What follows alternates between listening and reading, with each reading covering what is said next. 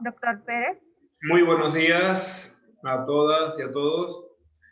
Un cordial saludo y muchísimas gracias al Colegio Peruano de Psicólogos por invitarme al 19º Congreso de Psicología y al 9º Congreso Internacional. Con el permiso de ustedes, les voy a mostrar la presentación que tengo preparada para hacer más amena mi disertación. Sé que tengo 45 minutos y lo voy a anotar para no excederme en el tiempo, pero sí que considero adecuado que tengan una presentación para que les resulte más fácil, más digerible de lo que les voy a contar. Y les voy a hablar de una figura que se está implementando ahora mismo en Latinoamérica.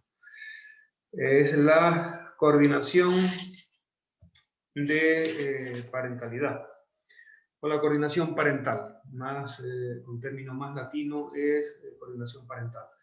Yo soy español, aunque no lo parezca, soy español y soy miembro de la Junta de Gobierno del Colegio de Psicología de Santa Cruz de Tenerife. Sin embargo, que estoy buscando el puntero y se me adelantó la presentación. Aquí tengo el puntero para hacer más fácil lo que les voy a contar. Soy miembro de la Junta de Gobierno de este colegio en España y también tengo un importante vínculo con Latinoamérica. Por mi forma de hablar, se darán cuenta de que yo no hablo como la mayoría de los españoles que ustedes conocen. Yo vivo en el archipiélago canario, el archipiélago de las Islas Canarias. No sé si les suena, pero esto está frente a la costa de Marruecos. Es donde ahora mismo nos está llegando una oleada importante de inmigración africana y estamos casi convertidos en lo que es similar a lo que es la isla griega de Lampedusa, con la presión inmensa que tenemos de la migración unida a la importante cifra que tenemos de contaminación por la COVID en todo Occidente, incluido las Islas Canarias. Pero bueno, para no enredarme mucho y hablarles de coordinación parental, necesito hacer esta pequeña presentación de dónde soy yo, qué soy yo y por qué estoy aquí, quizás. Pues de Santa Cruz de Tenerife me he formado en la Universidad de Santiago de Compostela, en el norte de España. Estoy casi a 3.500 kilómetros o más. Necesito casi 3 horas de avión para llegar a Santiago de Compostela.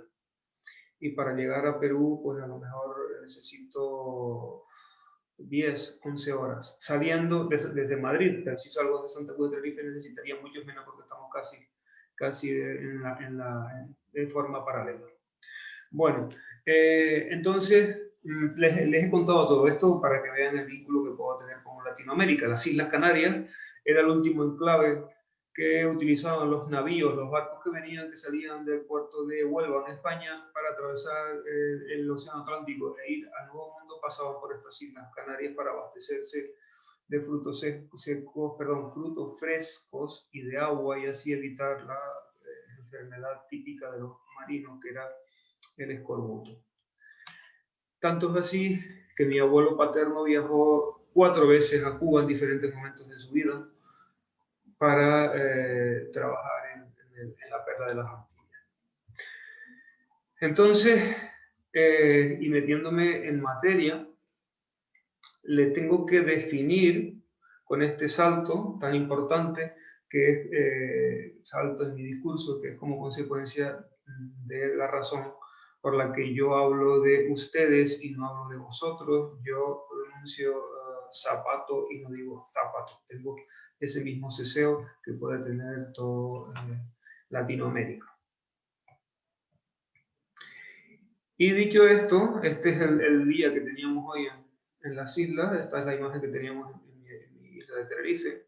Les voy a hablar con esta pequeña presentación que tengo aquí de los objetivos de la charla, presentación, conferencia, como lo quieran llamar ustedes. Voy a definirles lo que es la coordinación parental. Voy a establecer unas pequeñas diferencias entre coordinación parental y otros servicios de atención a familia, porque esto, y empiezo a entrar en materia, está referido fundamentalmente al derecho civil y al derecho civil de familia. Les voy a hablar de los fundamentos del conocimiento de la coordinación parental desde el punto de vista de los riesgos de la coordinación parental y de los desafíos y de la necesidad de la práctica basada en la evidencia como instrumento, como herramienta científica que requiere la coordinación parental. Tengan en cuenta que el rasgo definitorio de la coordinación parental es la alta conflictividad de las familias.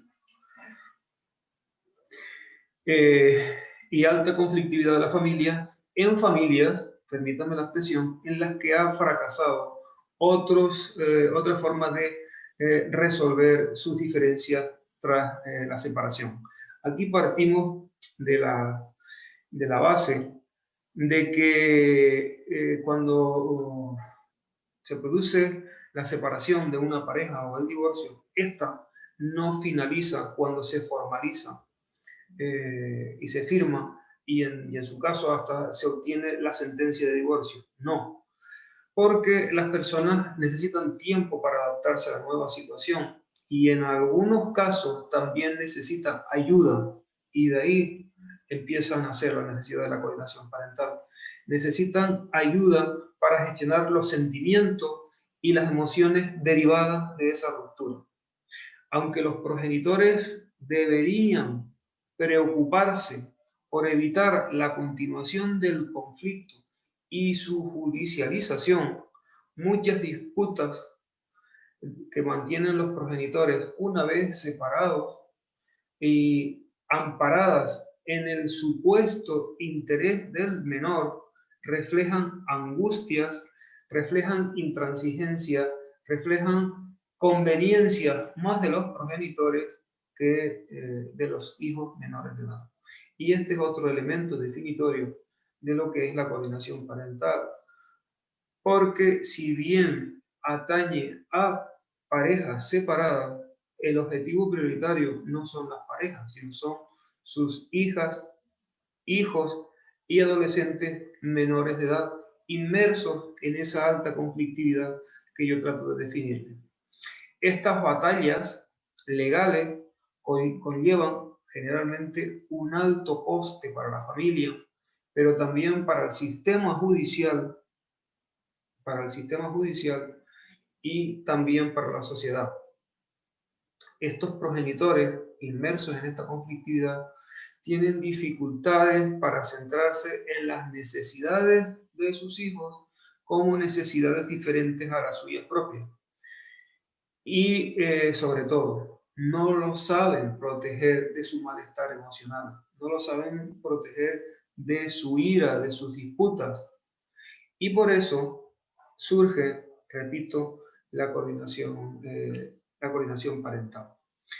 Y podríamos definirla someramente, la coordinación parental, porque es el momento en que les empiezo a dar información relevante de qué es la coordinación parental, como la intervención de un profesional o de una profesional capacitados ambos para actuar sobre familias donde exparejas o excónyuges suelen tener relaciones conflictivas para alcanzar acuerdos sobre la educación y crianza de estos hijos e hijas.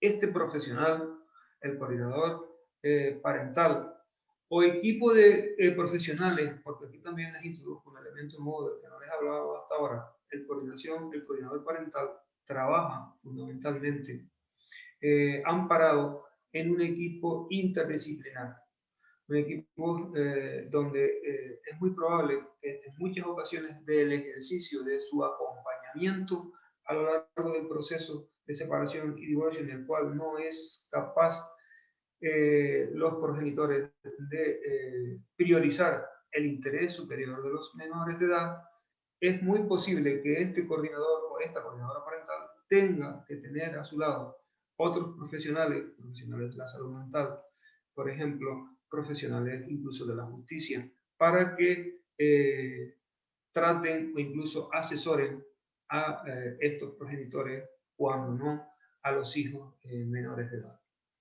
Entonces, este profesional o su equipo de colaboradores formados en competencias específicas y estas otras de las razones de ser de la coordinación parental, y apoyado, y esto lo enfatizo mucho, debe estar apoyado en la mayoría de los casos por una resolución judicial que ampare su figura, que ampare su participación, que lo empodere mediante un acuerdo posterior a la sentencia judicial frente a esos progenitores. Este profesional, el coordinador o la coordinadora parental, posee la capacidad de injerencia, de actuación sobre la unidad familiar para frenar o al menos reducir la conflictividad entre los adultos en aras de garantizar los derechos de los niños, de las niñas y de los adolescentes. La coordinación parental entonces se diferencia de la concepción tradicional de la mediación entendida como resolución alternativa de conflictos. No es mediación la coordinación parental. También se diferencia de la conciliación o de la gestión clásica de conflictos entre los miembros de la familia. La participación, y este es otro rasgo definitorio de la coordinación parental, la participación de los progenitores generalmente no es voluntaria. Les he dicho hace un momento que para acudir a la coordinación parental, en la mayoría de los casos, hay algunas excepciones que podríamos entrar a valorarlas, pero en la mayoría de los casos es motivada y es la consecuencia de una resolución judicial. Sin embargo, en raras ocasiones, como les acabo de decir, puede haber un acuerdo extrajudicial entre los progenitores para acceder a la coordinación parental. Hoy he tenido una reunión con dos padres que han decidido separarse y quieren tener conocimiento de qué es la coordinación parental para que esa separación no se vuelva en una mayor traumatización para su hija de 6 años. Pero no es un caso frecuente, todo lo contrario, es bastante inusual. La coordinación parental tampoco es reservada, tampoco es privada estrictamente, tiene una parte de privacidad, pero el coordinador parental debe, o la coordinadora parental, deben informar al juzgado, y más que al juzgado, al juzgador, al juez o a la jueza, sobre los beneficios e inconvenientes que advierta sobre su labor como coordinador en niños, niñas y adolescentes. Pero la coordinación parental tampoco es terapia, no es una terapia. Sin embargo, requiere de conocimientos de psicología clínica y de técnicas psicológicas. También requiere conocimiento de la psicología evolutiva, de la psicología de la personalidad, conocimientos de la psicología diferencial, conocimientos de terapia de pareja, conocimientos de modificación de conducta, conocimientos sobre gestión del duelo, entrevista clínica, fundamental. Entonces, el rol del coordinador o la coordinadora parental no es imparcial, porque debe actuar ante un posible desequilibrio de poderes, y más que un posible, a un probable desequilibrio de poderes entre los miembros de la expareja, o sea, desequilibrio de poder entre mamá y papá. Y este es uno de los grandes problemas de la coordinación parental. Y incluso problemas de índole universal, no solo podríamos pensar que pudiera ocurrir en las familias peruanas, tal vez sí, por la concepción basada en el patriarcado tradicional y en esa cultura quizás bien resaltada desde el punto de vista del machismo, y estamos todavía celebrando, viviendo las reminiscencias de la conmemoración, que nunca debería existir, la conmemoración del Día para la Erradicación de la Violencia contra la Mujer, que es una conmemoración internacional que desde luego bien estaríamos si ese día no existiera, porque significaría que no existen estas desigualdades y estos desequilibrios. Pero también saben perfectamente que esto marca en nuestro día a día y difícilmente nos podemos separar de esta realidad. Por eso, la perspectiva de género, se las mostraré un poquito más adelante, es uno de los ejes transversales de la coordinación parental. Las profesiones que pueden desempeñar el rol de coordinador parental provienen, obviamente, de una ciencia como la nuestra, basada en la ciencia de la salud, también por la repercusión en la familia, está abierta al trabajo social, también está o es factible en ciencias jurídicas, como puede ser el derecho y otras profesiones relacionadas también con las ciencias sociales y la ciencia de la salud. El objetivo prioritario de la coordinación parental es desarrollar el plan de parentalidad desde el punto de vista de los niños, de las niñas y de los adolescentes. Aquí les muestro, y también lo tengo detrás de mí, el primer libro que se ha escrito en Latinoamérica y para Latinoamérica sobre coordinación parental. Esto, la coordinación parental, si bien está llegando a Latinoamérica ahora a través del diplomado que se está impartiendo justamente en estos momentos, no es una figura tan nueva. Surgió en los años 90 del siglo pasado en Estados Unidos, en algunos estados de Estados Unidos, Luisiana, Massachusetts, y de ahí también casi simultáneamente surgió en British Columbia, en Canadá. A principios de este siglo emigró, llegó a Australia, llegó a Europa.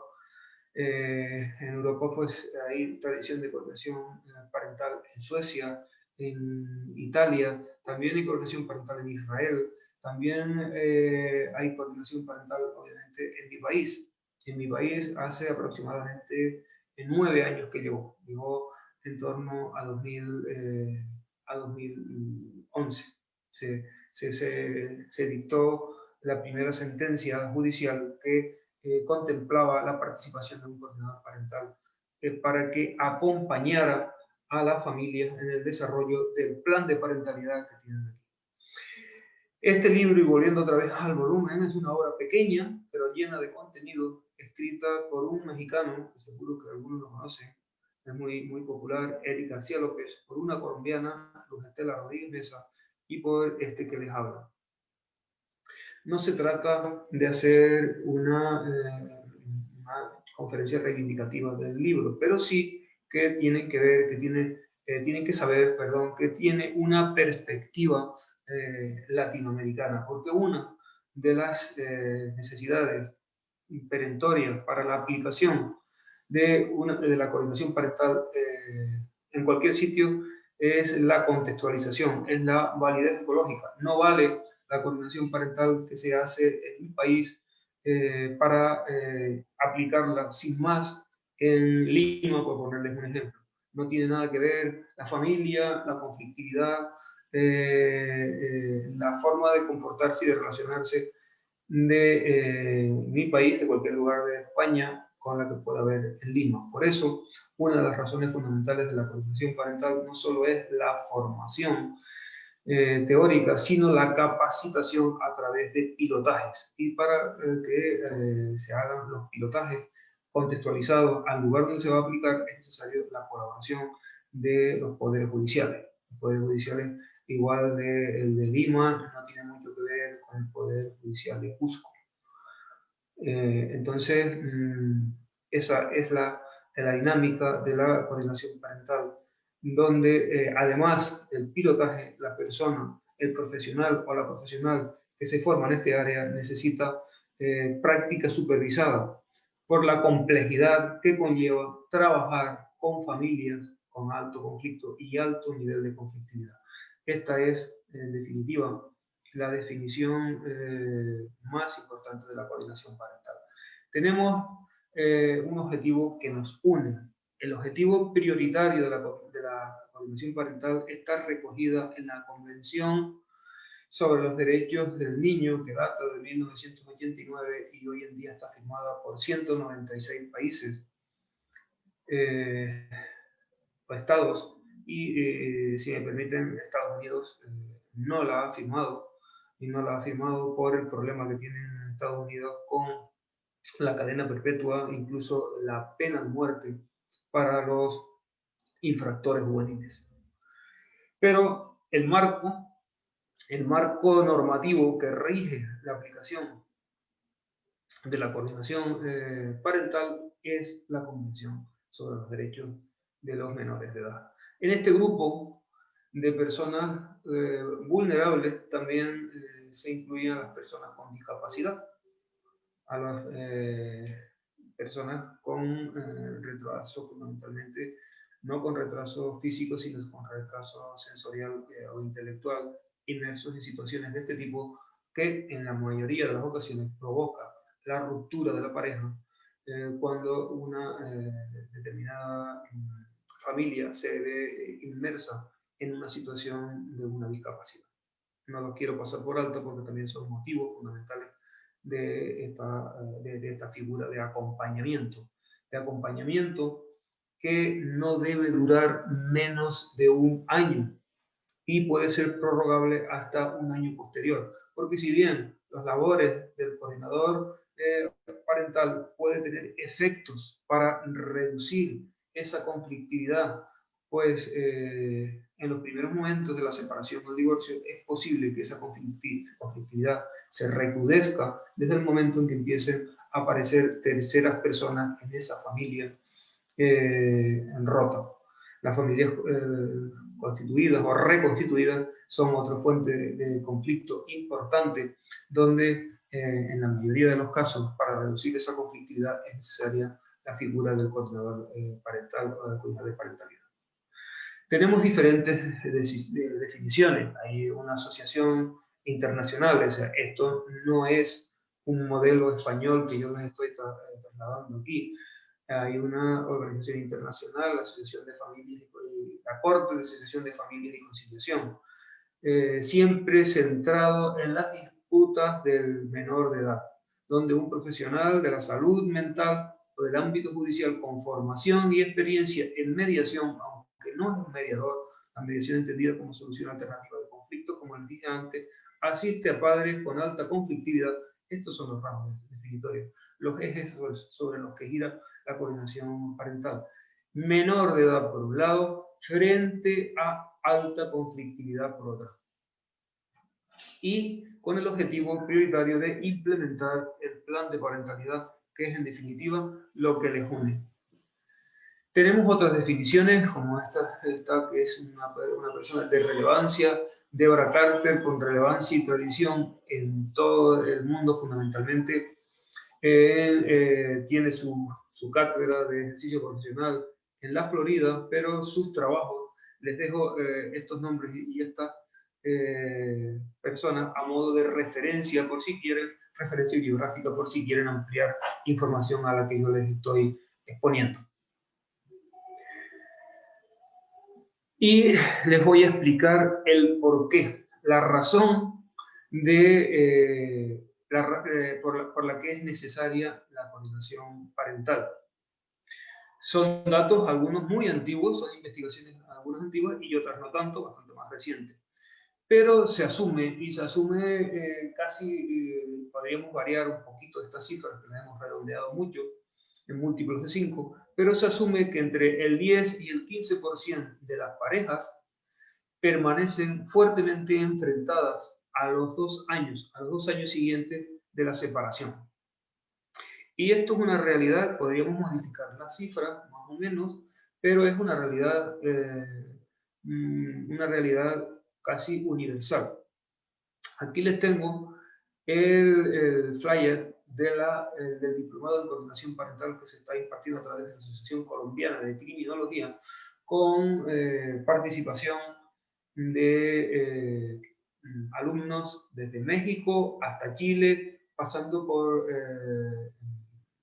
Panamá, Costa Rica, Colombia, obviamente, Ecuador, Perú, Chile, y no sé si se me olvida Bolivia, y no sé si se me olvida alguna otra nacionalidad. Esta es la primera experiencia para Latinoamérica, insisto, y les repito, para dar a conocer, dar la formación teórica con unos pilotajes posteriores que están gestándose para implantarse en los diferentes poderes judiciales de los diferentes estados latinoamericanos. Entonces, resumiendo, entre un 10 y un 15% de estas parejas permanecen fuertemente enfrentadas después de 2 años, es que el conflicto no acaba con la separación. En la mayoría de los casos empieza después de la separación y se vuelve absolutamente insostenible a partir de ese momento. Pero resulta que ese 10 o 15% ocupa el 90% del tiempo y de otros recursos de los juzgados y tribunales de familia y de otros tribunales afines encargados de resolver situaciones conflictivas o demandas entre ex progenitores con hijos e hijas menores de edad en medio. Aquí tienen la referencia por si necesitan ampliar más conocimientos sobre esta realidad que les estoy mostrando. Les he puesto estudios antiguos porque también los hay actuales, pero quiero que tengan en cuenta hasta dónde nos podemos remontar si dudamos en esta realidad que tanto colapsa, que tanto deterioro provoca por acumulación de casos en la justicia. Otro aspecto fundamental del porqué de la coordinación parental es porque los desacuerdos entre los progenitores no solo provocan el colapso de la justicia, que les he tratado de mostrar, sino las heridas emocionales y también físicas, ¿por qué no? Muchas veces irremediables en la familia, fundamentalmente en los niños, las niñas y los adolescentes. Esto es lo que verdaderamente justifica la presencia de la coordinación parental y por qué se están destinando tantos recursos a divulgar y a implantar esta figura que no hace otra cosa sino proteger a estos niños chicles que se ven envueltos en la mayoría de las ocasiones a la fuerza de un progenitor y a la fuerza del otro progenitor con él en medio. Y la mayoría de los casos, estos niños maduran abruptamente, maduran por necesidad, cuando se ven envueltos en estas situaciones absolutamente demandantes de recursos, tanto para sus progenitores, pero fundamentalmente para ellos. Les voy a mostrar la gravedad mediante estudios referenciados, obviamente, de lo que supone esta alta conflictividad, porque es la razón de ser, esta alta conflictividad en niños, niñas y adolescentes. Genera problemas de hipertensión, asma, enfermedades coronarias y también provoca enfermedades respiratorias, problemas con la piel, problemas en el aparato genital y urinario, sintomatología psicosomática. Esto es desde el punto de vista de la salud física. Menor calidad de vida y aumento de la mortalidad. También está asociada al aumento de la mortalidad. Aquí tienen las referencias por si quieren ampliar. Riesgo de suicidio en estos niños y niñas o conductas autolíticas en menores de edad. Procesos cancerígenos asociados al abuso de sustancias o a prácticas sexuales de riesgo. Asunción de conductas de riesgo para la salud. Y pasamos al impacto psicoemocional, que es el que nos importa, aunque en realidad aquí no debe pasar nada inadvertido, no debe importar todo. En una investigación de la profesora Francisca Fariña, reciente, pero con otras aportaciones también que van en la misma línea. Son niños y niñas que necesitan mayor atención psicológica y también psiquiátrica, los que se ven envueltos en estas situaciones. Mayor depresión y ansiedad, en esta época covidiana, si la palabra existe y me lo permiten, es una pandemia tan importante como puede ser el propio coronavirus. Pero en estos casos, en este contexto de familias altamente conflictivas, esta sintomatología ansiosa y depresiva incrementa exponencialmente y desde luego de forma significativa.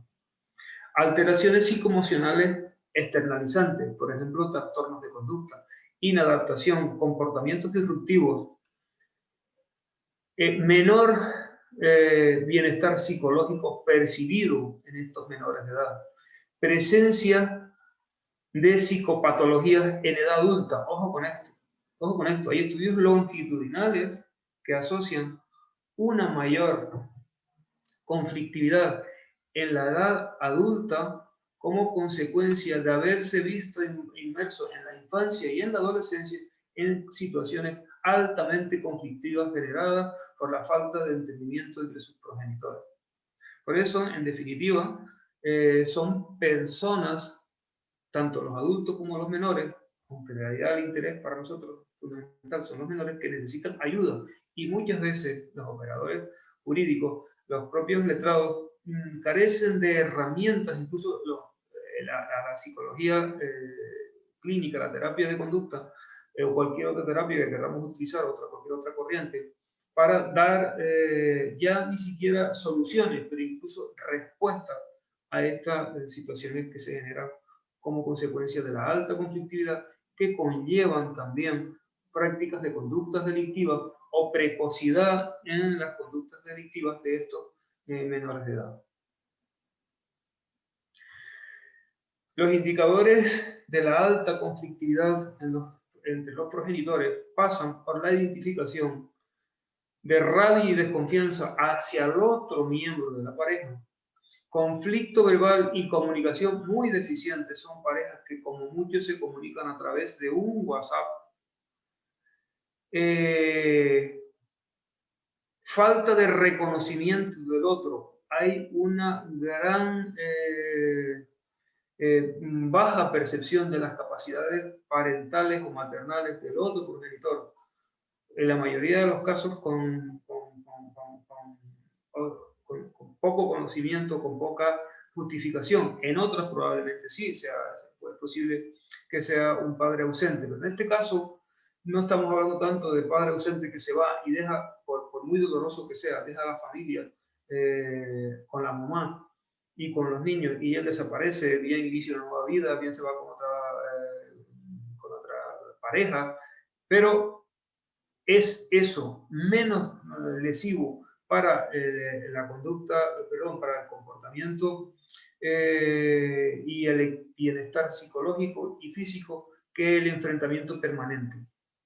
Dificultad para separar en esta familia a los niños, las niñas de los adultos, una escalada de denuncias, empiezan denunciándose, pues, qué sé yo, por el impago de la pensión de alimentos y terminan llevando al juzgado hasta la dificultad para ponerse de acuerdo en si el niño o la niña debe realizar la primera comunión o no la debe realizar. Otros indicadores de alta conflictividad en esta familia, que es donde realmente debemos hacer descansar nuestros esfuerzos como coordinadores parentales para identificar qué es lo que está pasando aquí, y tengan en cuenta que al coordinador parental le llegan ya pues múltiples informes médicos, informes de pediatría, informes escolares, periciales psicológicas forenses, donde no hay forma de que esta pareja haga cumplir la sentencia previa. Hay un fracaso sistemático a la hora de cumplir la sentencia impuesta por el operador jurídico, y en este caso por el juzgador. En este contexto se produce un pensamiento dicotómico entre los padres, donde uno lo tiene todo y el otro no tiene nada. Hay una mala gestión de las emociones entre estos progenitores, las conductas entre ellos son extremas, un locus de control externo, tendencia a culpabilizar al otro miembro de la pareja, una gestión competitiva del conflicto con la mentalidad de ganar y poca capacidad de empatía, y no tanto la empatía cognitiva para la que todos somos capaces de ponernos en el lugar del otro, somos capaces de ponernos los zapatos y andar sino la empatía afectiva. Y la empatía, dificultad de empatía, no la empatía afectiva negativa que te deja en estado de shock porque te identificas tanto con el problema, los problemas de la otra persona que te deja o te hace incapaz de actuar, sino la empatía afectiva positiva. Hay dificultad para tener para gestionar estos valores relacionados con la empatía. Y como consecuencia de esa falta o esa dificultad con la empatía positiva, también dificultad para gestionar la empatía conductual, que tal vez es la más necesaria para salir de este enfrentamiento constante y permanente entre los progenitores. Las ventajas de la coordinación parental. El carácter es directivo. Hay una persona, en este caso el coordinador parental, que marca la pauta de la familia. Desde luego no se trata de que el coordinador parental determine cuándo se paga la pensión de alimentos, por ejemplo, sino cuándo y dónde se realizan las entregas del menor, las visitas con los otros miembros de la familia, menores que no se aíslan de toda la familia paterna, por ejemplo, no solo no tiene contacto con el padre, sino no tiene contacto con los hermanos y la hermana del padre, ni con los primos por el lado del papá, ni con los abuelos maternos. Estas serían las funciones fundamentales del coordinador o la coordinadora parental. Otra característica definitoria es que no está prohibido taxativamente en situaciones de violencia de género. Saben que el Convenio de Estambul prohíbe la mediación en situaciones de violencia de género. Pero aquí no estamos hablando de mediación, estamos hablando de acompañamiento. Y para esto, el coordinador parental tiene que tener una sensibilidad especial en identificar estas situaciones de desequilibrio de poder de las que hablábamos antes para gestionar esta conflictividad en un contexto de violencia contra la mujer. Ayuda y asesoramiento continuado, disminuye la litigiosidad, reduce el coste emocional y sobre todo protege a los menores de edad. La desventaja es el coste económico. Imagínense un profesional un año trabajando. Por eso es tan necesaria la participación de las administraciones, de los poderes judiciales, para que se hagan cargo de este coste económico, porque sería muy difícil que una familia media, incluso media en España, asumiera el coste de un año de un profesional intentando mediar, y no es precisamente mediar, sino coordinar esa alta conflictividad. La limitación de la conflictividad que hablamos antes empieza a ser otra desventaja.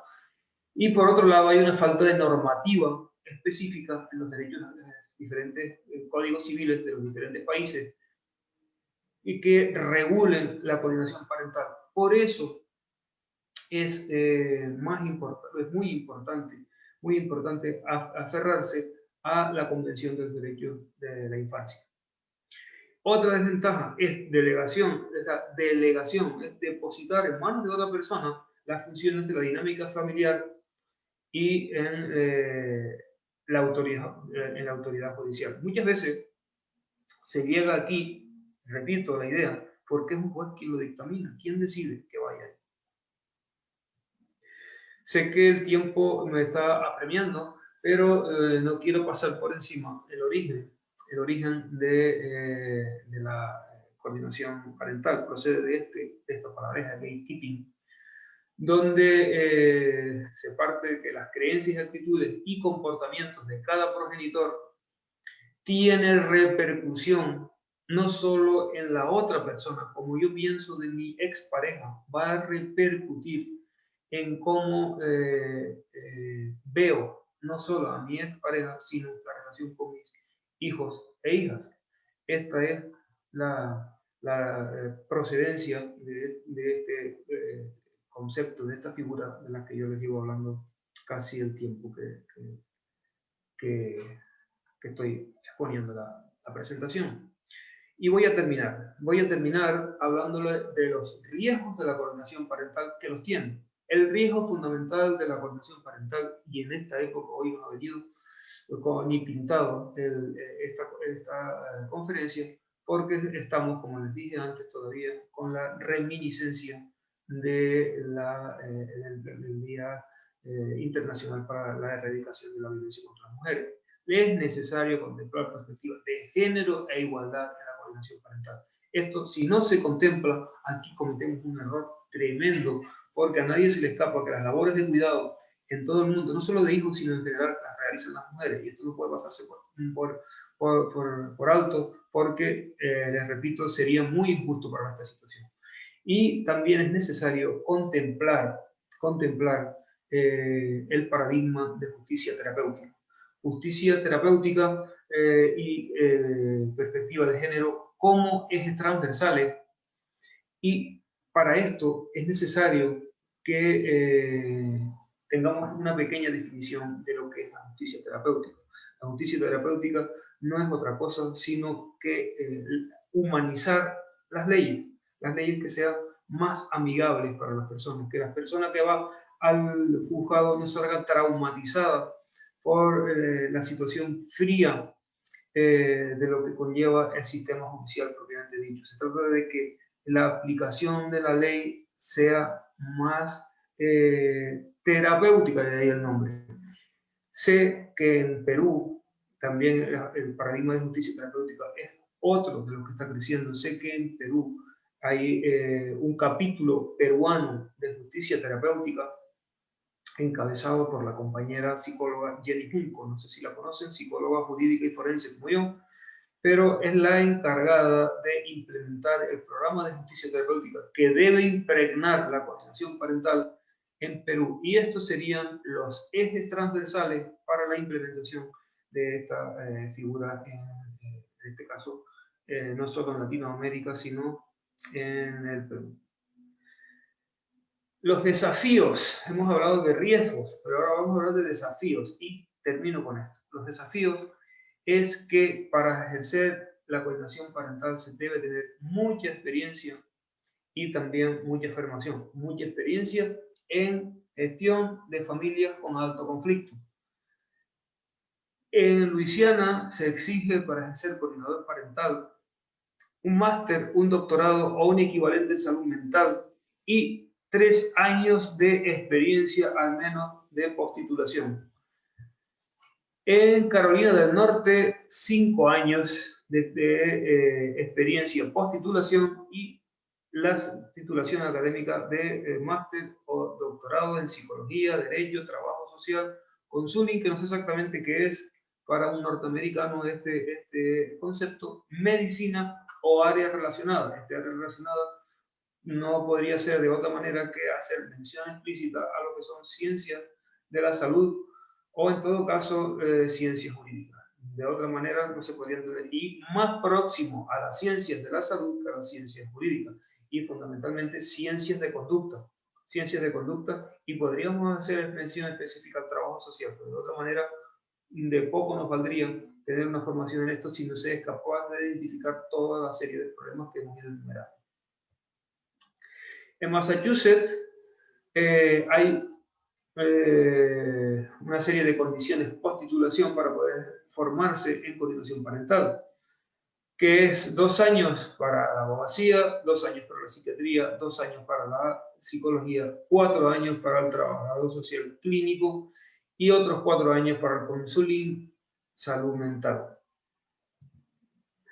Y en el departamento de British Columbia, en Canadá, se exige ser miembro de alguna de estas sociedades o instituciones relacionadas con la salud mental y las ciencias jurídicas, pero 10 años de trabajo en familia. O sea, aquí no puede llegar cualquiera porque el riesgo, la conflictividad, la gestión del alto conflicto conlleva una dificultad añadida. Y en España, y pongo el punto final, el año pasado, dadas las diversas corrientes de formación, coordinación parental, muchas de ellas cuestiones de fines de semana u horas, pues se reunió el primer fórum para el desarrollo de la coordinación parental.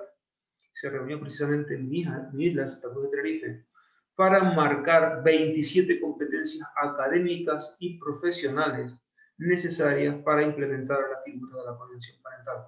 con un total de 300 horas formativas, y de esas 300 horas, el 30% de práctica, pero práctica supervisada, que es lo que les dije antes. Estas competencias se las explicaré, para ser riguroso con el tiempo que me han concedido, en otra conferencia que me invite el Colegio Peruano de Psicología. Muchísimas gracias por la atención. Que me salté todo esto, les iba a dejar un correo electrónico. Este es mi amanecer hoy y este es mi correo electrónico si se quieren poner en contacto conmigo para alguna aclaración. Y desde ahora me someto a las preguntas que me quieran formular, con la intención de tener la capacidad suficiente para responder. Muchísimas gracias por la atención y sobre todo más gracias aún por la invitación. Muchísimas gracias, doctor Pérez, por su conferencia de coordinación parental como modelo de acompañamiento familiar en procesos de separación y divorcio muy altamente conflictivos. Vamos a ver si hay una ronda de preguntas, tanto en la transmisión en vivo por YouTube y también por la transmisión en vivo en Facebook. Vamos a ver si hay una ronda de preguntas. Lo que sí veo es que le están saludando y también le están un excelente tema, buen tema, muchísimas gracias. Están dando una retroalimentación. Gracias a ustedes por invitarme y gracias a todos mis amigos peruanos. Tengo muchos amigos en Perú y algunos de muy extraordinaria calidad. No voy a citar a ninguno por el riesgo de olvidarme de algún otro, pero sí quiero introducirlos a todos en el mismo grupo, y es un país donde yo realmente me siento muy cómodo. El año pasado por esta época estuve en Perú, y más que en Perú, en Lima, bueno, también estuve en Cusco. Aquí hay una pregunta de Antonieta Montenegro. Dice si en Perú existe una asociación o centro que imparta esta formación. No, lamentablemente no. Lo primero que se ha hecho en Latinoamérica fue, o es, porque sigue siendo aún, es el primer diplomado para Latinoamérica en coordinación parental que, como les dije antes, igual pasó inadvertida la información, lo imparte la Asociación Colombiana de Criminología, pero participan docentes de toda Latinoamérica, con alumnos también de toda Latinoamérica, a expensas de que para hacerla efectiva, esa sería la formación teórica de 120 horas, creo que me estoy equivocando, no, 120 horas, estoy lo cierto, es necesaria la implementación de un programa piloto. Hay asistentes de Perú, de Lima, hay alumnos de Lima que se enteraron, se apuntaron, el precio es bastante económico teniendo en cuenta los tiempos de pandemia, de este primer diplomado en coordinación parental. Ya vemos. Entonces, acá también hay una retroalimentación, ¿no? Le dice el doctor Pérez, muchísimas gracias, excelente ponencia, excelente, muchísimas gracias, excelente tema. Me acomodé justamente a los 45 minutos de exposición, creo que no me pasé ni un minuto, justamente terminé tal cual.